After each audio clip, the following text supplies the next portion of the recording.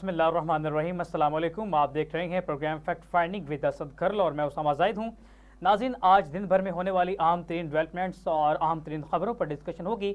इसके अलावा आज हमारे जो राइज एंड फॉल हमारी एक लंबी कहानी है, उसको हम डिस्कस करेंगे। 3 रिपोर्ट्स हैं, तो आप देख सकेंगे।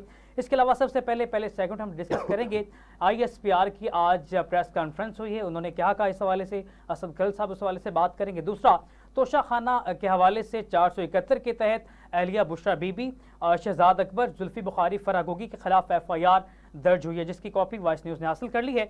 सबसे पहले इस पर बात करेंगे। असद खरल साहब, आपसे ISPR की कॉन्फ्रेंस के हवाले से क्या कहेंगे? इस हवाले से और भी प्रोग्राम में बहुत सारी चीज़ें हैं जो डिस्कस हमने करनी है। आगे जाके एक चेयरमैन सेनेट जो है, उन्होंने बहुत बड़ा एक बयान जो है और एक पैराडाइन एक शिफ्ट होने जा रहा है पाकिस्तान का, जो उनकी स्पीच से लग रहा है।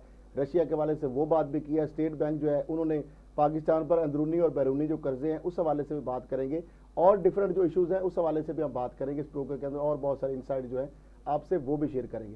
लेकिन आज का सबसे इशू ऑफ द डे, जो बड़ा सबसे जो इवेंट है और मैं समझता हूँ सबसे बड़ी जो चीज़ हुई है, वो है सानिया 9 मई को जो यौम स्याह करार दिया गया है।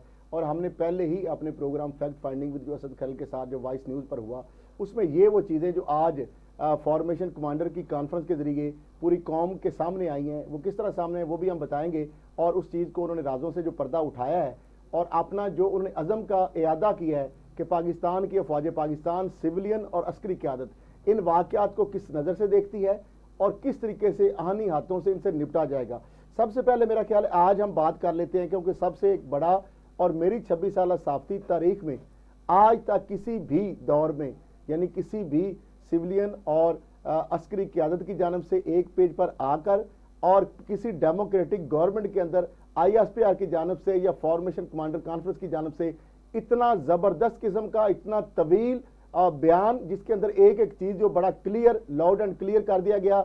मेरी कम अज़ कम सहाफ़ती तारीख में आज तक इतनी बड़ी भरपूर किस्म की जो प्रेस कॉन्फ्रेंस है और उसके अंदर एक एक चीज़ को खोल कर उन्हें बता दिया है। और स्टेट की पॉलिसी क्या है, हमारी रियासत की पॉलिसी क्या है, सिविलियन या अस्करी क़यादत की पॉलिसी क्या है, अफवाज पाकिस्तान या सलामती के इदारों की पॉलिसी क्या है, वो बड़े तरीके से वाज़े कर दिया है।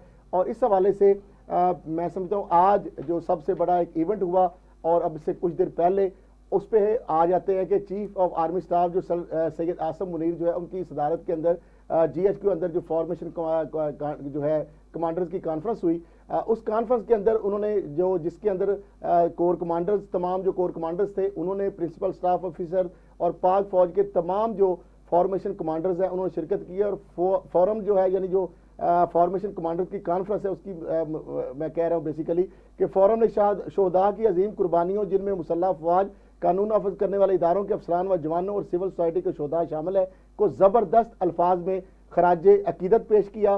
रियासत पाकिस्तान और मुसल्लह अफवाज शोहदा पाकिस्तान और इनके अहल खाना को एहतराम की निगाह से देखती है और इनकी लाजवाल कुर्बानियों को हमेशा सराहती रहेगी। ये बयान आया है आर्मी चीफ का सामने। पाकिस्तान के अवाम और मुसल्लह अफवाज का आपस में गहरा तल्लक है, जो कौमी सलामती में मरकजी हैसियत रखता है। साना 9 मई की 25 मई की तकरीबात में अवाम की भरपूर शिरकत अफवाज पाकिस्तान और अवाम में गहरे तल्लक की वाज़े अक्कासी करती हैं। ये आर्मी चीफ की जानब से सामने आने वाला बयान। फिर उसके बाद कानून नाफिज करने वाले इदारों और सिक्योरिटी फोर्सेज पर तशद्दुद हमले, इंसानी हकूक़ की खिलाफ वर्जियों और सियासी सरगर्मियों को रोकने के बेबुनियाद इल्ज़ामात का मकसद अवाम को गुमराह करना और मुसल्लह अफवाज को बदनाम करके मज़मूम सियासी मफादात का हसूल है। ये army chief Syed general Asim Munir की जानब से बयान सामने आया है। मुल्क दुश्मन अनासर और इनके हामी जाली बेबुनियाद खबरों और प्रोपेगेंडा के जरिए मुआशरती तफरका और इंशार पैदा करने की भरपूर कोशिश कर रहे हैं। आर्मी चीफ, कौम के भरपूर तावन से तमाम तर नापाक अज़ाइम को नापाक बनाया जाएगा इंशाअल्लाह, बेशक। और ये आर्मी चीफ की जानब से बयान सामने आया है। फॉर्मेशन कमांडर्स कॉन्फ्रेंस के शुरा ने यौम जो 9 मई है उसको, यानी यौम स्याह जो है उसको करार दिया और वाक़यात की सख्त तरीन अल्फाज में मजम्मत की है और मजमूम मकासद के असूल के लिए रियासत और रियासती इदारों के खिलाफ नफरत परवान चढ़ाने और मुल्क में अफरा तफरी फैलाने वालों के खिलाफ घेरा तंग करने की ज़रूरत पर भी जोर दिया। और कॉन्फ्रेंस के शुरा का अज़म, अब वक्त आ गया है कि इन के मनसूबा साजों और मास्टर माइंड के खिलाफ कानून की गिरफ्त को मजबूत की जाए।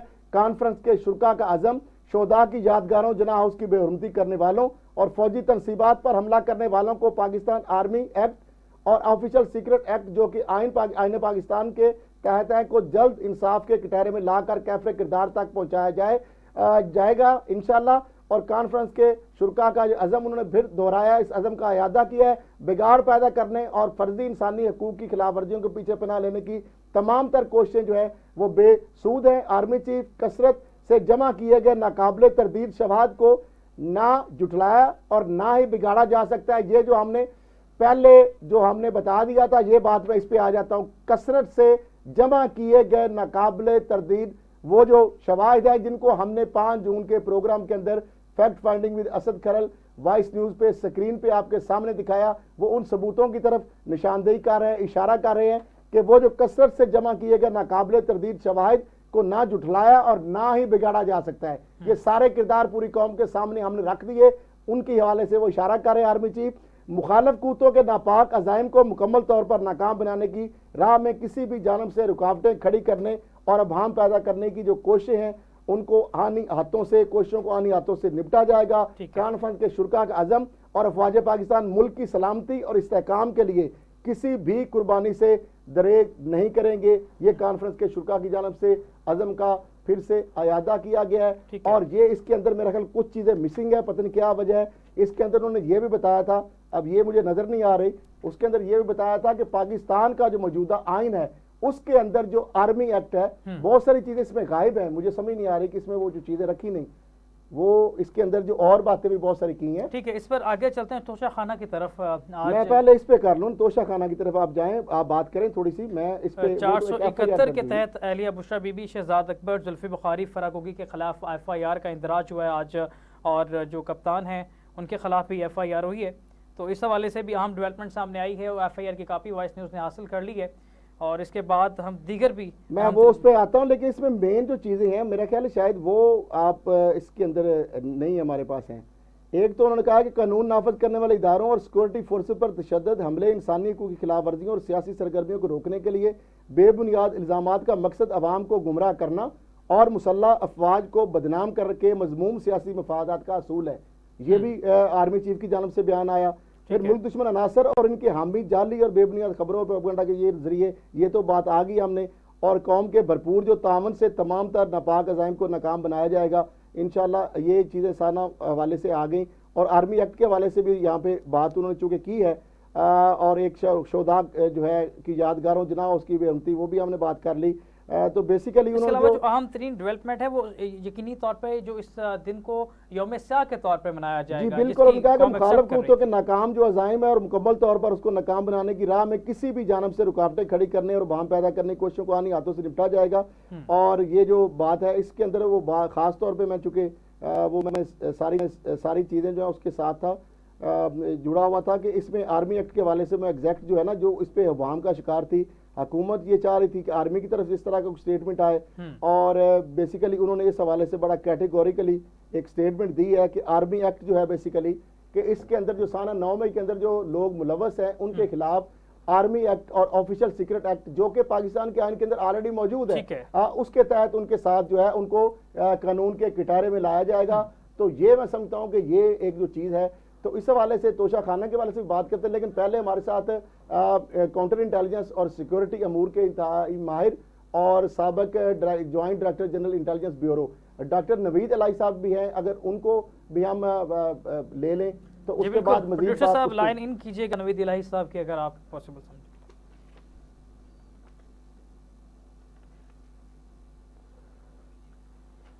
जी बिल्कुल, ISPR की प्रेस कॉन्फ्रेंस सामने आई है। उन्होंने 9 मई को जो सानिया पेश आया पाकिस्तान की तारीख में उसको यौम स्याह के तौर पर मनाने का ऐलान किया। यकीनी तौर पर यह बहुत अहम डेवलपमेंट है और पूरी आवाम पाकिस्तान के अवाम इस दिन की मजम्मत करती है।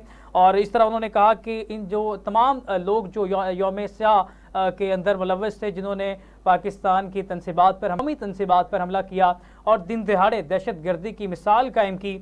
और इस दहशत गर्दी जिसकी मिसाल नहीं मिलती पाकिस्तान की 75 साल तारीख में पहली बार अवाम और इदारों को सामने लाकर खड़ा कर दिया। उन अवाम के जो उसमें मुलव्वस हैं शरपसंद अनासर, उनके खिलाफ आर्मी एक्ट के तहत मुकदमा चलाया जाएगा, जो कि आईने पाकिस्तान से, जिस तरह से असद खरल साहब ने कहा कि आईने पाकिस्तान में बाकायदा इसके शवाहिद मिलते हैं। और नहीं, आईने पाकिस्तान जो ऑलरेडी उसके अंदर आर्मी एक्ट मौजूद है और उसी आर्मी एक्ट के अंदर मिलिट्री कोड भी है, उसी आईनी जो है आइन के अंदर मिलिट्री एक्ट और ऑफिशियल सीक्रेट एक्ट जो है वो पहले से मौजूद है। ये कंफ्यूजन का एक था, जिस तरह ऑल पार्टी कॉन्फ्रेंस के अंदर जो आप नेशनल एक्शन प्लान के तहत नए सिरे से कानून साजी करके मिलिट्री कोर्ट्स बनाई गई थी, वो डिफरेंट चीज है। ये वही चीज है जो पहले से चली आ रही है और उसका उन्होंने हवाला दिया कि नई सिरे से कानून साजी की भी जरूरत नहीं है, ना कोई ऐसी चीज है।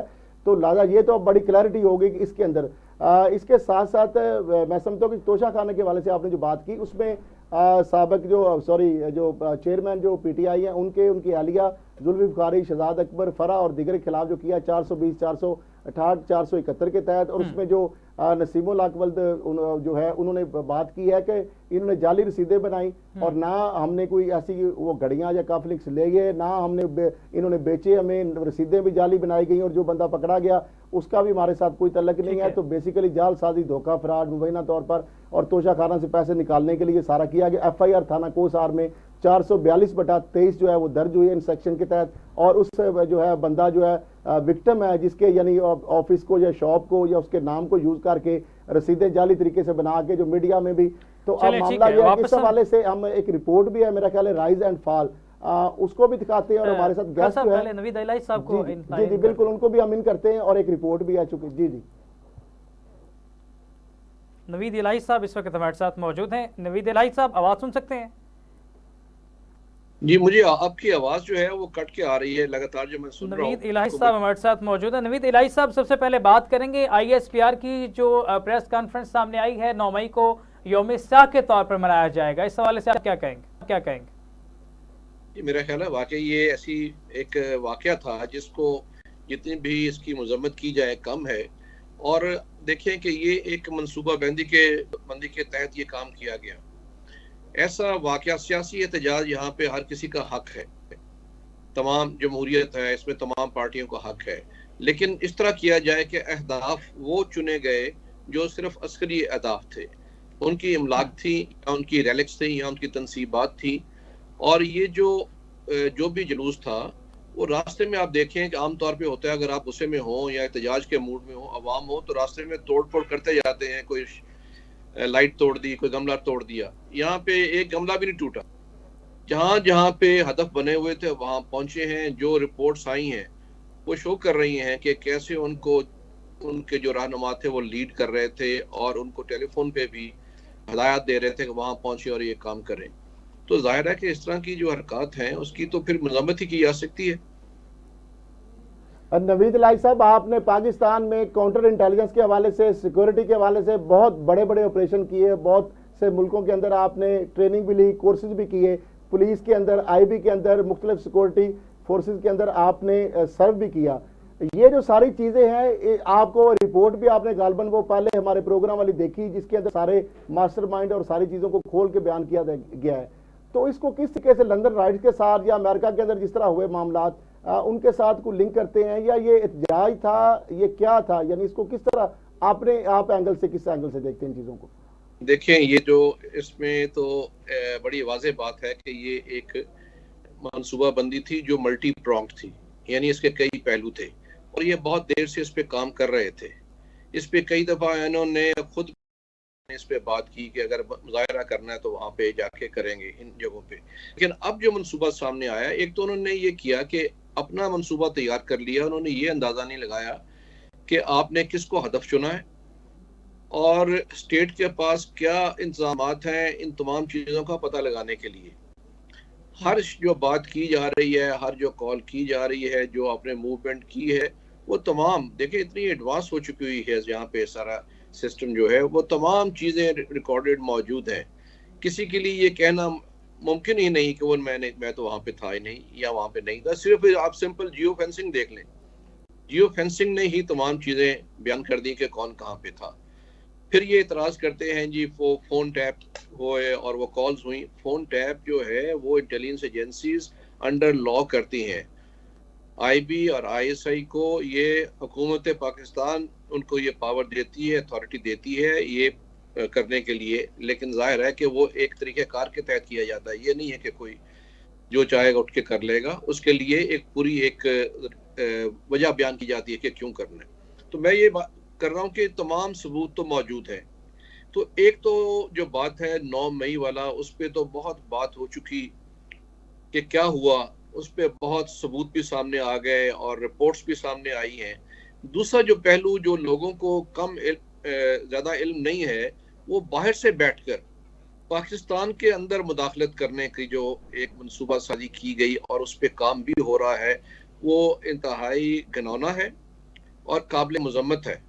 और इससे भी ज्यादा देखिए, उस पर सबसे पहले तो आप देखें लास्ट अगस्त में ही इन्होंने एक जो फर्म थी, लॉबिंग फर्म फेंटन के नाम से, उसको आप लॉबिंग फर्म कर लें या पीआर फर्म कह लें, उसको $25,000 पे हायर किया था।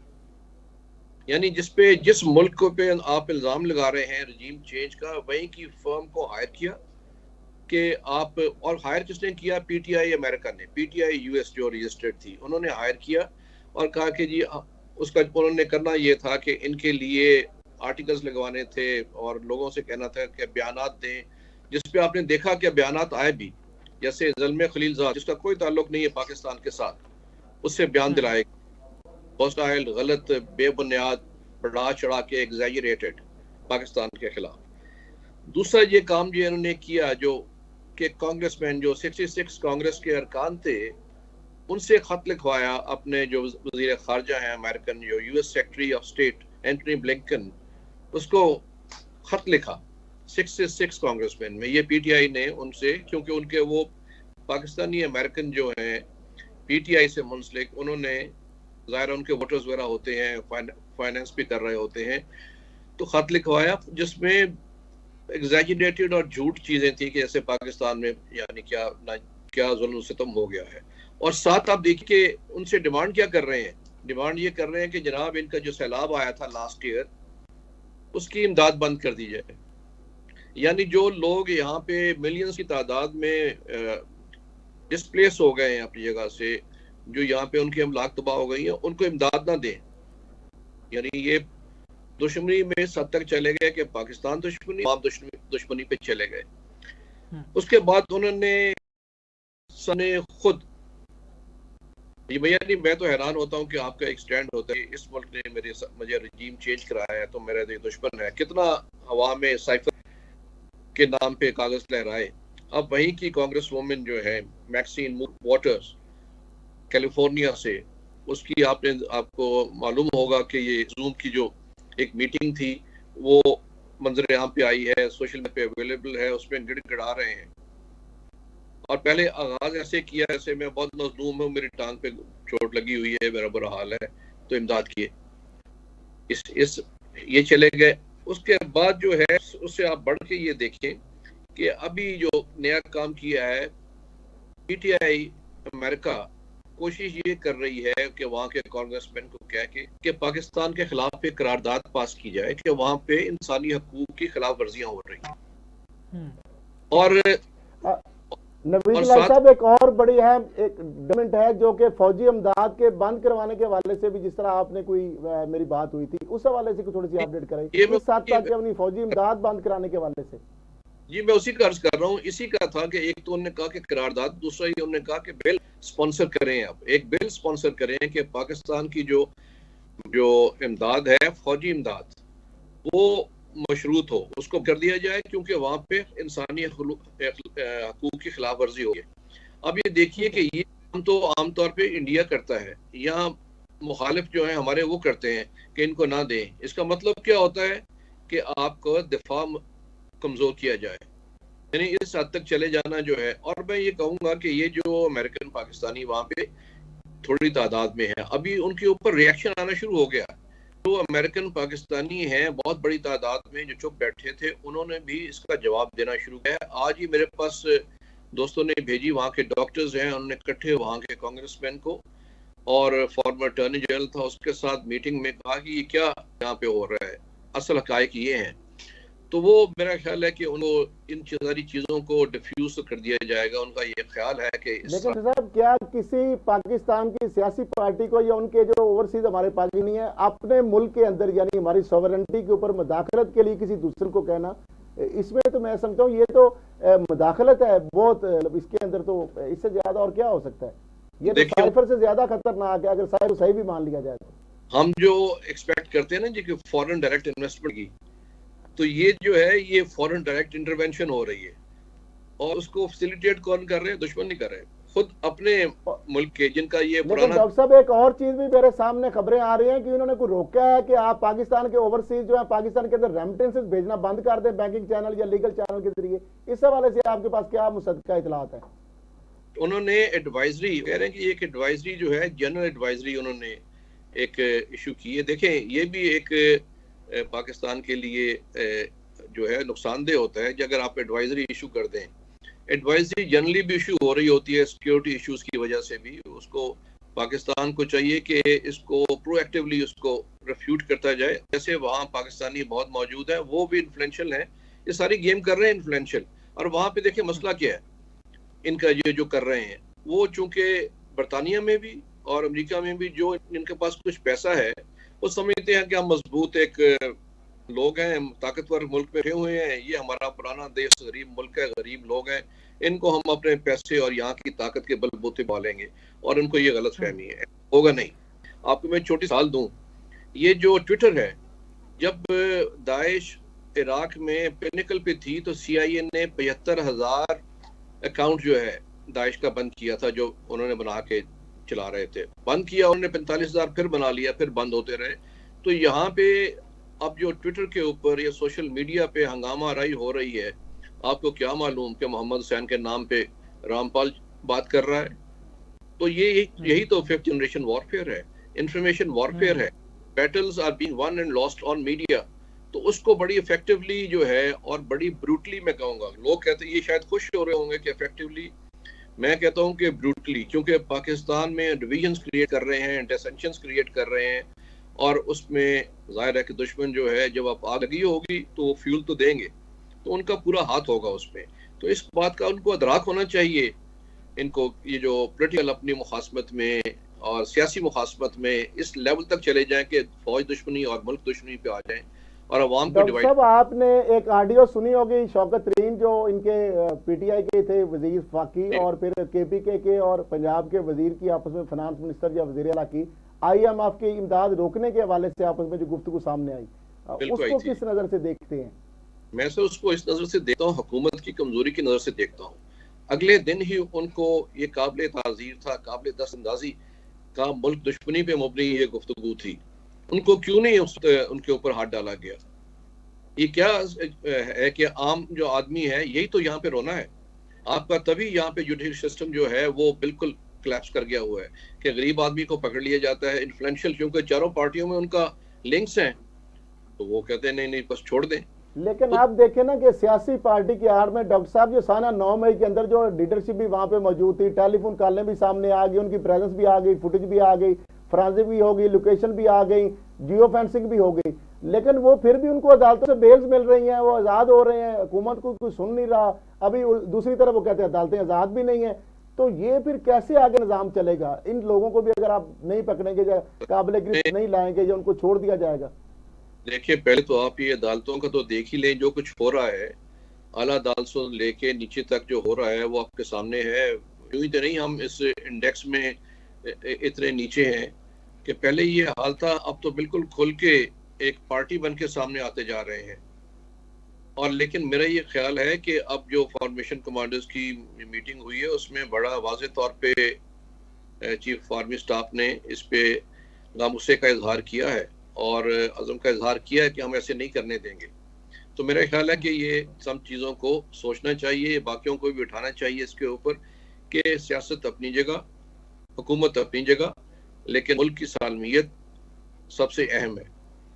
इलेक्शंस भी होते जाएंगे। अच्छा बिल्कुल, इसमें और इसी के साथ डॉक्टर साहब आपके लिए भी खबर है कि जहांगीर तरीन साहब जो है बिलाखिर उन्होंने अपनी पार्टी का नाम जो है इस्तेहकाम पाकिस्तान पार्टी जो है वो रख लिया है। पहले खबरें आ रही थी कि 3 जो बेसिकली लोग हैं जिनका सदर के तौर पर उस हवाले से जो है नाम आ रहे थे कि उनके ऊपर चूंकि अभी नाअहली की तलवार लटक रही है और वो पैटर्न चीफ बनेंगे और जो उनकी पार्टी के सदर होंगे उस हवाले से अब्दुल अलीम का नाम भी आ रहा था और चीफ ऑर्गेनाइजर के तौर पर ओन चौधरी जो वजीर आजम के मामले खसूसी उनका नाम आ रहा था। लेकिन अभी उन्होंने पार्टी की तजावीज़ मांगी थी, वो सामने आ गया जो जराए से अभी, बल्कि इसकी काफ़ी हद तक कन्फर्मेशन भी हो रही है कि उन्होंने इस्तेहकाम पाकिस्तान पार्टी अपनी पार्टी का नाम रख लिया है। ठीक है। तो डॉक्टर साहब जो ये जो आज फॉर्मेशन कमांडर के कॉन्फ्रेंस के अंदर इसीलिए शायद जो अदालतों से ऐसे लोगों को भी अगर रिलीज और किया जा रहा है, इसीलिए उन्होंने इस अदम का इरादा किया है यकसू होकर सिविल और अस्करी क़यादत ने कि आर्मी एक्ट के तहत जो मौजूदा कवानीन के अंदर ऑलरेडी जो मौजूद है कि ऑफिसर आर्मी एक्ट के तहत जो है मिलिट्री कोर्ट में फिर इन चीज़ों को चलाया जाएगा ताकि ऐसे लोग कम अज कम जो सेंसिटिव जो तनसीबात के ऊपर या हमारे शोधा वो जिनकी दुश्मन भी एतराफ़ करते हैं, उनके कर्नल कैप्टन जो शेर खान है उसका मुजस्मा, या फिर PAF बेस मियाँ वाले GHQ Rawalpindi Hamza camp core commander जना हाउस और रेडियो पाकिस्तान जो सरकारी बुलाए तो ब्लॉक को तो हमला वो दुश्मन मुल्क आके टेक ओवर करता है और उनके ऊपर भी जो ये सारी चीज़ें की गई, लेकिन उनके ऊपर भी उनको बेल्स मिल रही हैं और वो सारे आज़ादियाँ उनको मिल रही हैं और कोई प्रेस कॉन्फ्रेंस करके इस बहाने से वो बाहर जा रहा है। तो क्या प्रेस कॉन्फ्रेंस करने से ये जुर्म जो है ये खत्म हो जाएगा अब जिन लोग इसके अंदर बराह रास्त मुलव्वस है डायरेक्टली और इनडायरेक्टली?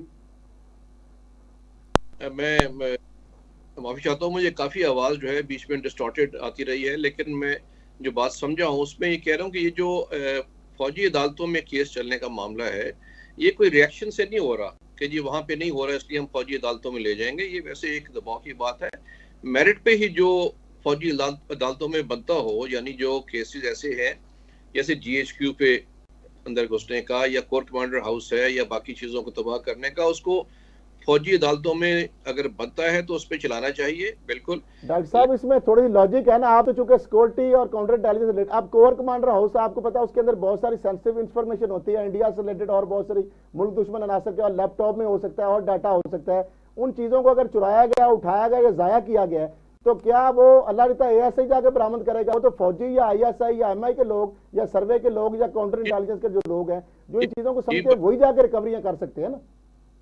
जी ठीक, बिल्कुल ठीक है, ऐसा ही होगा। ये जाहिर है कि मैंने यही अर्ज कर रहा हूँ कि जो ऐसे केसेस हैं उनको चुन के वहां पे ले जाया जाएगा और वहां पे ही केस चलेंगे, ताकि ये तो देखिए मेरा ये ख्याल है कि ये कोई जो एक्शन हो रहे हैं अब ये कोई 1 साल पहले हो जाना चाहिए थे। जब पहले दिन गालियां निकालनी शुरू की गई, चूंकि आप साथ पहले मिले हुए थे तो इसलिए कुछ नहीं कहा, कई महीने आप रुके रहे, जब वो लावा उबलने शुरू हो गया और इस स्टेज पे पहुंच गया तो फिर आप कंट्रोल करना पड़ रहा है। तो मेरा ख्याल है कि डिलेड एक्शन है, लेकिन अभी भी एक्शन जो है कानून के मुताबिक, आइन के मुताबिक उसको सख्ती से करना चाहिए। आप देखिए कि इंडिया में राहुल गांधी ने सिर्फ एक बात कर दी कि मोदी का नाम चोर या इस तरह की कोई बात कर दी तो उसको 2 साल की सजा कोर्ट के थ्रू हो गई। तो मैं ये कह रहा हूँ कि कवानीन को ही लागू करें। आपके पास यहाँ पे केसेस लॉज मौजूद थे, गाली गलोच अगर कर रहे हैं या इल्जाम तराशी कर रहे हैं, डेफेमेशन के लॉस थे, लाइबल है, स्लेंडर है, उसमें ये सब करना चाहिए था। अब चूंकि वो उनको आहिस्ता आहिस्ता उनको पता चल गया कि हमें कोई कुछ नहीं कह रहा, तो वो इस लेवल पे पहुंच गए कि उन्होंने फौजी अमलाक को भी तबाह करना शुरू कर दिया। और अब बाहर से आपसे बात मजीद भी जारी रखेंगे, वक्फे के बाद भी एक रिपोर्ट है द राइज एंड फॉल, वो रिपोर्ट जो हम दिखाते हैं और उसके बाद वक्फे के बाद भी दोबारा भी आप प्लीज हमारे साथ ही रहिएगा। नाज़रीन और टॉपिक हैं वो भी डिस्कस करेंगे, तो अभी एक रिपोर्ट देखिएगा। वफाक से इक़्तिदार गया तो पंजाब और खैबर पख्तूनख्वा से हाथ भी धो बैठे। मोहतरम असद कैसर साहब को खिराज तहसीन पेश करना चाहता हूँ कि उन्होंने बड़ी ऑनरेबल एग्जिट की। कश्मीर भी गया और सिंध में ऑपोजिशन भी गई, गिलगित में भी बड़ा खतरा। खैर अब आया ठंडी हवा का झोंका, लौट आया शाह महमूद कुरैशी, साथ खड़े रहने का अज़्म का इजहार किया। जैन ने, मेरी बेटियों ने मेरा हौसला बांधा और कहा कि आपने हमारी वजह से किसी दबाव में नहीं आना, परेशान नहीं होना, अल्लाह हमारी हिफाजत करेगा। क्या आएगी फिर से बहार? साथ निभाने की कस्में पहले भी उठाई गईं, अब देखिए कहां तक चलता है ये साथ। अगर जिंदगी में मुझसे छुड़ाना चाहते हो, खुदा की कसम इस माथे पे गोली मार दो। मैंने फैसला किया है कि मैं सियासत छोड़ दूं। क्या वाइस कप्तान बनेगा कप्तान, क्योंकि नई टीम तो है तैयार। जी नाज़रीन, आपने रिपोर्ट देखी, माथे पे गोलियां मारने वाले और कस्में खाने वाले तो साथ खड़े नहीं रहे, लेकिन अभी भी झंडा थामने के दावेदार हैं बहुत सारे। देखते हैं आगे क्या होता है।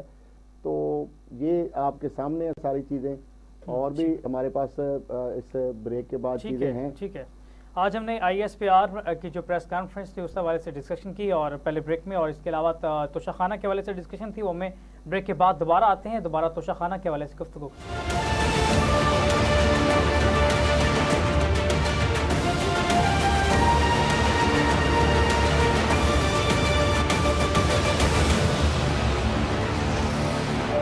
Welcome back. आज में दिन के हवाले से कुछ अहम तरीन खबरें हैं, उस हवाले से असद कल साहब की तरफ जाएंगे। असद कल साहब, आज दिन के हवाले से कोई डेवलपमेंट हुई है उस हवाले से? देखिए, आज के दिन के हवाले से इस प्रोग्राम में हम बहुत बड़ी डेवलपमेंट्स हुई हैं। जो अमेरिका की जो अमेरिका ने एक बार फिर पाकिस्तान में रजीम चेंज जो ऑपरेशन है जो है उस हवाले से उस बयानिए को झूठ करार दिया है। फिर चेयरमैन सेनेट जो है उनका आज रूस के ईवान बाला के अंदर एक बहुत ज़बरदस्त किताब है, और उससे मुझे ये लग रहा है, बाकी चूँकि डॉक्टर नवीद इलाही साहब ज़्यादा बेहतर वो सिक्योरिटी और इंटेलिजेंस काउंटर इंटेलिजेंस के अमूर के ऊपर ज़्यादा माहिर है, उनसे भी हम राय लेंगे कि जो सादक संजरानी साहब का जो ये स्पीच है, मुझे ये लग रहा है कि जिस तरह के पैराडाइम शिफ्ट होता नज़र आ रहा है कि जिस तरह पाकिस्तान जो ब्लॉक्स के अंदर जो अमेरिका के ऊपर बिल्कुल यकतरफा हम यूनिलैटरल पॉलिसी से चल रहे थे एक यकतरफा, अब मुझे लग रहा है कि जिस तरह चाइना के साथ हमारे रिलेशन, सऊदीया के साथ, सऊदीया और इस तरह UAE और बाकी जो अमेरिका के साथ उनका थोड़ा तनाव है, और फिर रशिया के साथ हमारा जो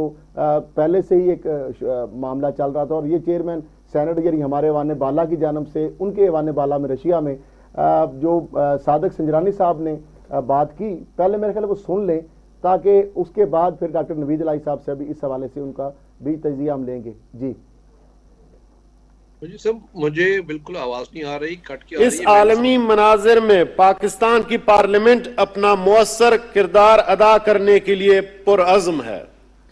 नए चैलेंजेस को पेश नजर रखते हुए हमारे ख्याल में पाक रूस ताल्लुकात लामहदूद इम्कानात रखते हैं। हम समझते हैं कि दोनों ममालिक के बामी ताल्लुकात न सिर्फ पाकिस्तान और रूस के कौमी मुफादात के लिए नागुज़ीर हैं, बल्कि इलाकाई आलमी इस्तेहकाम और सलामती के लिए भी निहायत अहम है। पाकिस्तान दुनिया भर में तनाज़ात के सफारती हल के लिए ज़रूरत को तस्लीम करता है और तमाम जिम्मेदार ममालिक से उम्मीद रखता है कि वो आलमी अमन के लिए मिलकर काम करें।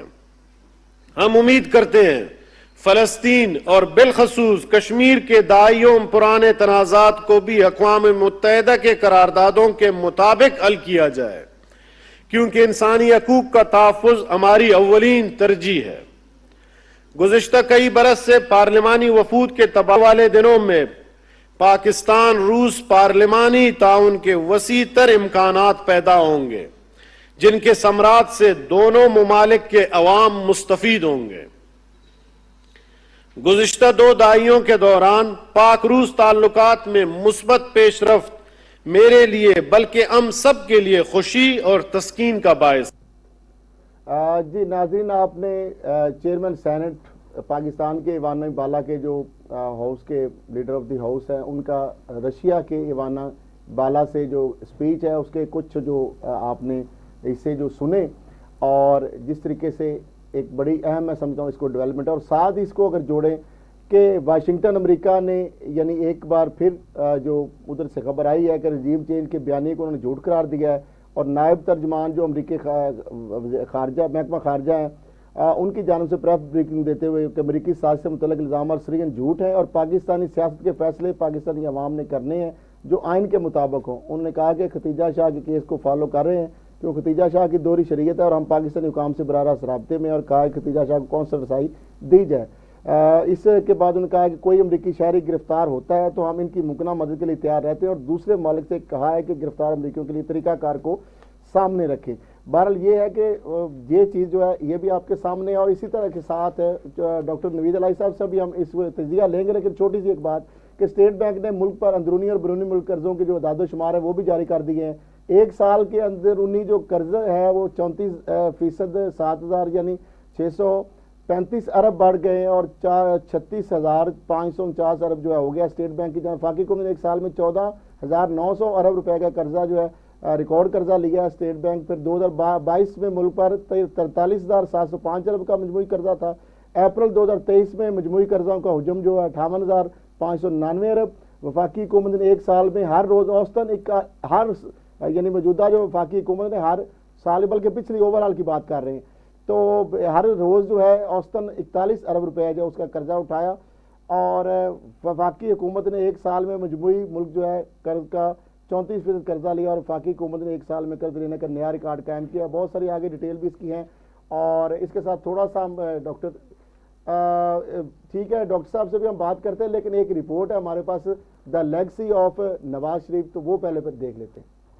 माँ जैसी निडर और बाप जैसा बेबाक अंदाज। और खुश रहो अहले वतन, हम तो सब्र करते हैं।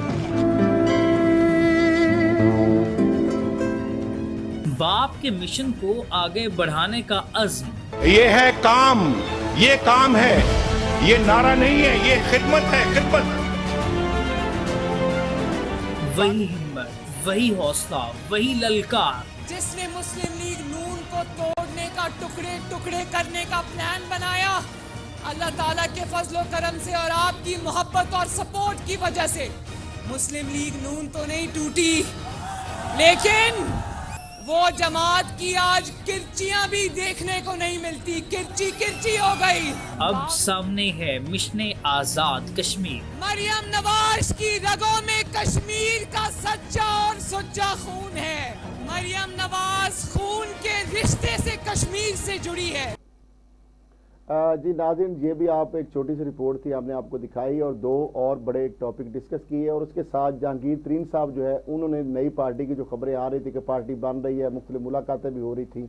कभी ये आ रहा था कि पीपल्स पार्टी के साथ वो कर रहे हैं अलायंस, कभी काफ लीग के साथ, कभी खुद अलहदा पार्टी बना रहे हैं, फिर पार्टी के नाम आ रहे थे। तो अब बिलाकर उन्होंने इस्तेहकाम पाकिस्तान पार्टी का नाम रख लिया, चूँकि अभी वो नाहिल हैं और उस वक्त तक तो वो सदर नहीं बन सकते। बहरहाल पैटर्न चीफ कौन अब बनता है, अलीम खान का नाम भी आ रहा है और चीफ ऑर्गेनाइजर के तौर पर मामनिक सूसी जो है मौजूदा वज़ीर-ए-आज़म की, उनका नाम आ रहा है ओन चौधरी का। तो आगे देखते हैं कि ये किस तरफ मामला जो इस चीज़ें जो है रुख कहाँ जाता है। तो थोड़ा सा तीनों जो चीज़ें हैं इस पर डॉक्टर नवीद अलाई साहब से भी थोड़ा सा तजिया लेते हैं कि वो जो अमेरिका के हवाले से जो आई बात, जो रशिया के हवाले से जो ईवान बाला में खिताब किया चेयरमैन सेनेट ने, और मौजूदा जो पार्टी अभी जहांगीर तरीन की जो है वो वजूद में आ रही है। बेसिकली वो खुद तो नहीं उसको एज ए प्रेसिडेंट कर सकते, लेकिन बराबर रजिस्टर तो हो सकती है, कोई किसी नाम करवा लेंगे जिस तरह पीपल्स पार्टी पार्लियामेंटेरियन के नाम से करवाई गई। तो आप इस पे क्या मुझे अच्छा वो नवीद साहब को गालबन आवाज नहीं जा रही। हाँ जी, तो, मुझे जी आ रही अभी जी नवीद साहब। जो आपकी जो चंद एक बातें मुझे समझ आई हैं उसका मैं उस पर बात करता हूँ। मैं जैसे मैं आपने कहा कि वो खतीजा शाह के हवाले से जो अमेरिका का कंसर्न था, वो देखिए यहाँ पे बड़ा क्लियर हो गया है। मैंने खुद भी मालूम किया, जेल में वही हो रहा है जो तमाम राइट्स होते हैं प्रिजनर्स के, उसके मुताबिक ट्रीटमेंट हो रहा है, घर से खाना जा रहा है सबके, तो वो ऐसा कोई इशू नहीं है। दूसरी बात ये है वो तो नवीद साहब बाहर वो खुद आके बता रहे हैं जो जेल के प्रिजनर हैं कि हमारे साथ कोई ज्यादती बदसलूकी कोई इस तरह का उनकी शक्लों से, चेहरों से, उनकी ड्रेसिंग से लग रहा है कि वो जिस तरह जेल में तो जैसे लग रहा है नहीं वहां पे कोई ऐसा। दूसरी बात जो अमेरिका ने बयान दिया है कि हम उसमें इन्वॉल्व नहीं थे, क्योंकि दोबारा इमरान खान साहब ने एक मीडिया को इंटरव्यू दे दिया करते करते, उसमें कहा कि नहीं इनको मजबूर किया हमारी एस्टेब्लिशमेंट ने, इसलिए अमेरिका ने रोल प्ले किया। अब उन्होंने नया उसके ऊपर उन्होंने तरदीद किया। मेरा ख्याल है इतनी दफा तरदीद के बाद खुद ख्याल करना चाहिए कि मेरे बयानी में क्या रह जाता है वापस, तो वो उन्होंने उसका क्लैरिफिकेशन दे दी है। तीसरी बात जो है, इसमें कोई शक शुबे की बात नहीं है कि पाकिस्तान की फौज और अवाम का एक गहरा कल्बी तत्व है और वो कायम रहना चाहिए। उसको जो अटेम्प्ट करे उसको डिस्ट्रॉय करने की या सबवर्ट करने की, मैं समझता हूँ कि वो मुल्क दुश्मनी तो उसके ऊपर प्रॉपर उसके ऊपर एक्शन होना चाहिए। और तीसरी बात जो नई पार्टी बनी है इस्तेहकाम पाकिस्तान, और देखें पीटीआई तो जाहिर है कि वो उसका जो हाल होने जा रहा है, बकिए उसके उधड़ रहे हैं और उसका लोग 2 लोग छोड़ गए हैं, तो नेचुरली तो ये है कि बड़ी पार्टी 2 ही रह जाएंगी, PMLN और पीपल्स पार्टी, पाकिस्तान पीपल्स पार्टी। छोटी भी उस पैटर्न पे चल रही हैं, जैसे PMLQ जब 99 में जनरल मुशर्रफ का coup हुआ और PMLN को फोड़ शुरू हुई तो PMLQ बन गई। अगर जो वो छोटी सी एक पार्टी बनी, लेकिन वो कहीं 2, 4, 5 सीटें ले लेते हैं और अपना रोल अदा करते रहे हैं। लेकिन बाद में उसको किंग पार्टी बनते भी देखा डॉक्टर साहब, उसको किंग पार्टी बनते भी देखा, तो क्या ये पार्टी बनने तो नहीं जा रही जहांगीर तरीन वाली पीटीआई के खिलाफ और करने के लिए? देखिए वही होगी, लेकिन इसका एक महदूद सा इसका होगा, एरिया ऑफ इंफ्लुएंस होगा, चंद सीटें जो इलेक्टेबल को ले आएंगे। अब वो वाली बात नहीं है कि वो जहाज लोग सारे आ जाएंगे, उस तरह नहीं होगा। अभी तो ये सब हमारे पास टाइम है, इंशाल्लाह आगे भी प्रोग्रामों में लेंगे आपको। अभी हमारे पास एक रिपोर्ट है the fall of Bhutto legacy, तो पहले जी वो देख लेते। एक और भुट्टो असेंबली पहुंच चुका था। जो समझ रहे थे कि भुट्टो की सियासत खत्म हो गई है, जुल्फिकार अली भुट्टो एक नहीं है, 2 जुल्फिकार अली भुट्टो है, एक जो यहाँ खड़ा है और दूसरे आप। कोई बुनियादी कदम मैं कभी आगे नहीं बढ़ूंगा गरीबों की इजाजत के बगैर। लड़ोगे, मरोगे और जदोजहद करोगे। आज भी भुट्टो जिंदा है, कल भी भुट्टो जिंदा था, आज भी भुट्टो जिंदा है। अब उनके सामने एक और चैलेंज था, वही जोशे खिताबत, वही अवाम का दर्द हूबहू जैसे भुट्टो लौट आया हो। इमरान तू जुआ नहीं हो, Imran you're a rat Imran Khan. Assembly के फ्लोर से मुखालफिन को खूब आड़े हाथों लेने लगा, जैसे एक बड़ी उड़ान की तैयारी करने लगा हो। जनाब स्पीकर, आपको बताए कि इस शख्स को पहचाने, मैं तो बचपन से देखते आ रहा हूँ, बचपन से देखते आ रहा हूँ। मैंने उसको भुट्टो का नारा देखा, लगाते हुए देखा, मैंने अपने बचपन से ये मैंने देखा है जनाब स्पीकर। अपना वजारत बचाने के लिए मैंने तो इस फाजिल मेंबर को अगली बारी फिर जरदारी का नारा लगाते हुए देखा। जी नाज़रीन, ये रिपोर्ट भी देखी जी सामा। जी बहुत शुक्रिया असद खलील साहब, आज आपने हमें टाइम अहम तरीन खबरों पर असद खलील साहब ने बात की। और सबसे बड़ी खबर जो हमारे पास पहुंची, जहांगीर तरीन ने इस्तेहकाम पाकिस्तान का जो है बयान रख दी है। इसी के साथ अपने मेज़बान उसामा जाहिद को दीजिए इजाज़त। अल्लाह ने के बाद।